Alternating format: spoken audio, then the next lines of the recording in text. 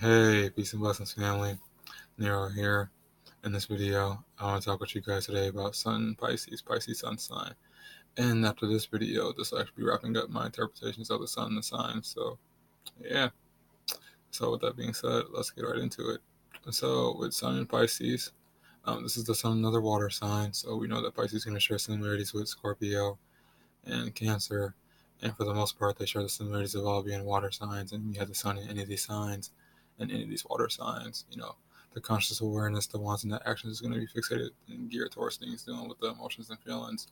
Sensitivity, it's going to be more internal because water represents, water is internal. Water is the element. Water and fire are the elements that deal with the internal. But water, water likes to suppress and repress well, and there's probably better words you could use for that, but you get what I mean. Whereas fire likes to detach and express it. So, yeah. And along with those things, when we talk about water, just like fire, when you look at water and fire, I always look at water as protecting it and nurturing it, and fire as like, you know, pushing it out and expressing. So that's the best way to look at it because water and fire both deal with it. But yeah, like I was saying, let's keep going. So along with those things, water also deals with dreams, creativity, and imagination, along with compassion and relatability, kind of like air, but air does it more so through the thinking mind, communicating mind, the idealistic mind, and it does it through rationality, while air does it more so through what's felt. So, yeah. Now, and that's you could say this for Sun and Pisces, Cancer, or Scorpio, but what makes these three all different from one another is their modalities. So, Cancer is cardinal water, so they like to take the lead and be the initiator, the creator when it comes to things dealing with, the emotions.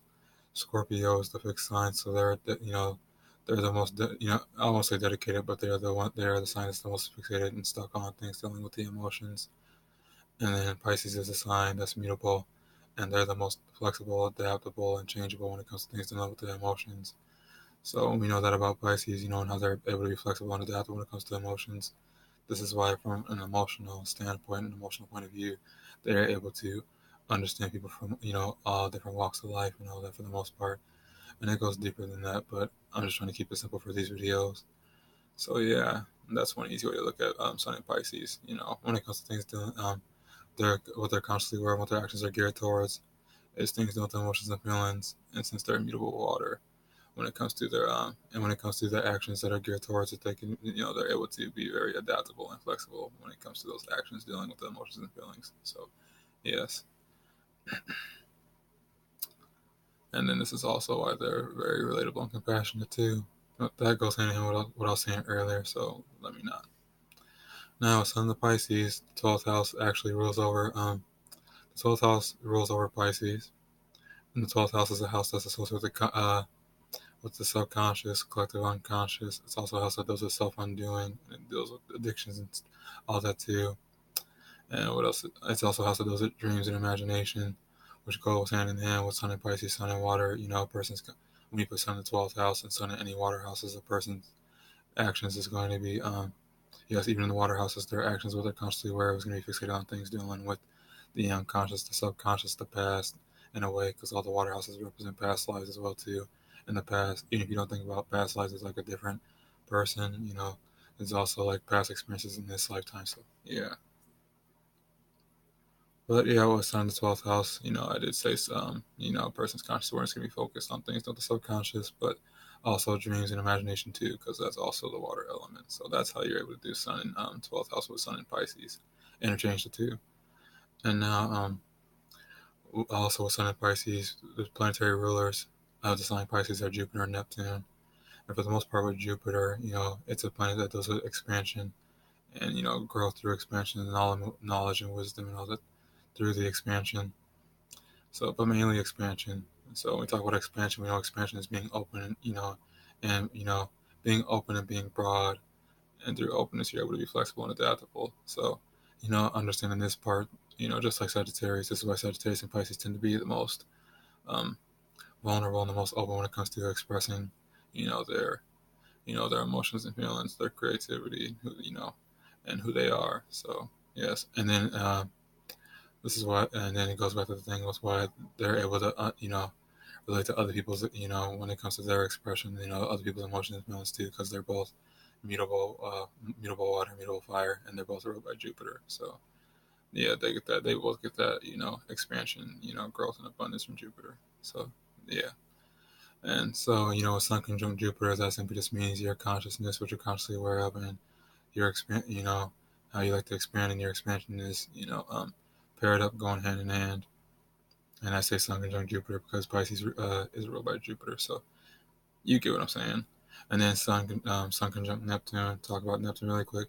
Neptune is a planet, just like Jupiter, is another planet that deals with spirituality. I forgot to mention that in Jupiter, but it's another planet that deals with spirituality like Jupiter.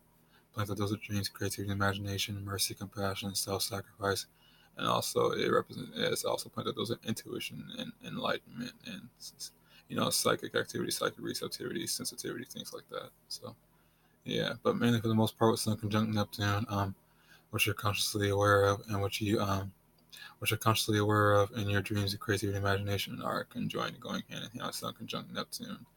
And I say that because, Neptune was over Pisces. So Sun in Pisces is like having Sun conjoin these signs. You get what I mean, right? You get what I mean. And if not, feel free to ask. Feel free to ask down in the comments, and I will definitely get down. I will not get down, but I will definitely get to that. So yeah. But with this being said, you guys, this is going to be my take and my interpretation on the Sun in Pisces, and I hope you guys enjoyed it. But more so importantly than anything else, if you guys have any questions you want to ask, any feedback, because feel free to put that down in the comments, and that's what's most important, for me, because I really do care about, you guys' opinions and all that, and what you guys have to say or like to add, and whether it's positive or negative, because obviously you find positives and you can find positive and negatives too. But let me not really get philosophical with that because I know that's not what this video is about. But yeah, so this is it, you guys. Later on, at some point, I know one of my subscribers, one of my viewers, when we talk about the rising signs. So when I do get into when I get into talking about more, aspects of astrology, I guess we do rising signs next. So yeah, but until then, I will talk to you guys later. You guys have a good night. I love y'all. Namaste. Peace.